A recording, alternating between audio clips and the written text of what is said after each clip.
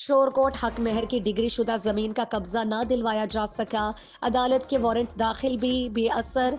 शमीम अख्तर जोजा गुलाम रसूल को 1994 में उसके शौहर ने बतौर हक महर खाता नंबर 299 मुरब्बा नंबर 39 केला नंबर 24 से 1 मरला 91 फीट जमीन दी, जो अदालत से डिग्री होकर वारंट दखल का हुक्म भी जारी हो चुका। बासर अफराद न सिर्फ कब्जा देने से गुरेजा हैं बल्कि वारंट दखल का भी खुल्लम खुल्ला मजाक उड़ा रहे हैं, जबकि अमल दरामद कराने वाले अहलकार बेबसी की तस्वीर बने हुए हैं। रकबा पर दुकानें तामीर हैं। इसी लालच के तहत मुबैना तौर पर कब्जा माफिया सरगर्म हो चुका है।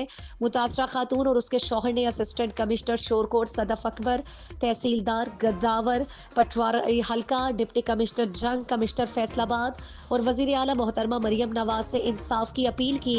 उन्होंने कहा कि खुददारा वजीर आला मेरे बच्चों से उनकी छत छीनी जा रही है। अज खुद नोटिस लेकर औरत जात पर तर्ज खाकर माफिया को निशाने इबरत बनाया जाए। मैं हूँ मोहम्मद ज़ाहिद सरोही और इस वक्त मौजूद हूँ शोरकोट। मेरे साथ शमीम अख्तर मौजूद हैं, जिनका कहना है कि मुझे कमर्शियल दुकानें 2 अदद हक महर में मिली, जिनका मैंने अदालत में केस किया, हक महर डिग्री हुआ, उसके बाद जो है ना मेरे नाम पर रजिस्ट्री हो गई।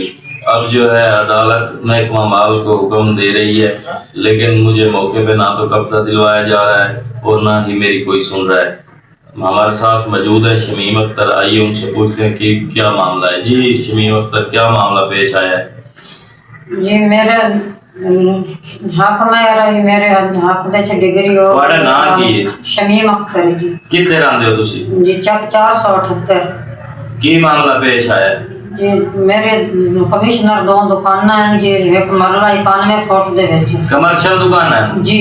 अच्छा, ते मेरे हक में मिली डिग्री हुई है, मेरा जरा या रजिस्ट्री हो गई है जी। ठीक है। ते महकमे वाले आर्डर हो गया, अदालत दी चुपैया समाई तो रजिस्ट्री कितने? रजिस्ट्री है मेरे कोल जसामी है जी। अच्छा, मेरे हाथ दे विच है जी। ठीक है। ते जे अदालत दी जो आर्डर होया जो बस समाई तो ते अपने कब्जे विच बहाया हो जिस ना दुकान दे विच पहले ही मेरे उथे रिहाइश आई जी।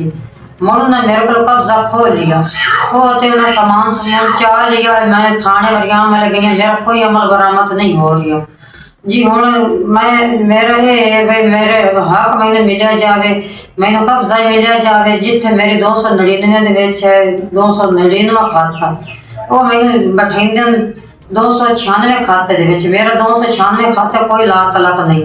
मज सुल्तान रोड है जी, 92 रोड बने होया 299 खाते दे विच उत्थे 2 दुकानां मेरे उत्थे कब्जा जिथे दियां मतलब उत्थे मैंने बहाया जावे। ते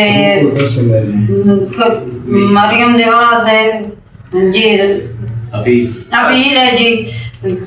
कमिश्नर डीएसपी कमिश्नर नो जी मेरा मैं अपील है जी, हिदायत है भाई मेरे कोई मैनू हक मिलिया जावे, मेरी इमदाद की जावे जी, मदद की जावे। मैं गरीब औरत हाँ, मेरे निक्के बच्चे जी, मैंने पटवारी माल जड़े ना माल महकमे रुलाई वजन कदी किदाएं ते कदी किदाएं।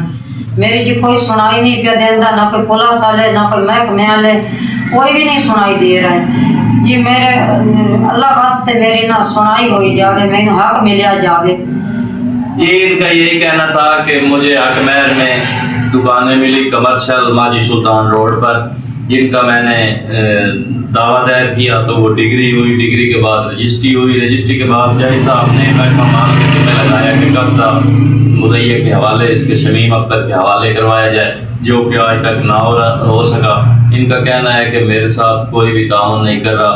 Deputy commissioner Faisalabad, deputy commissioner जंग और कमिश्नर फैसलाबाद और मरियम निवाज से इन्होंने इंसाफ की अपील की है। जी बहुत शुक्रिया।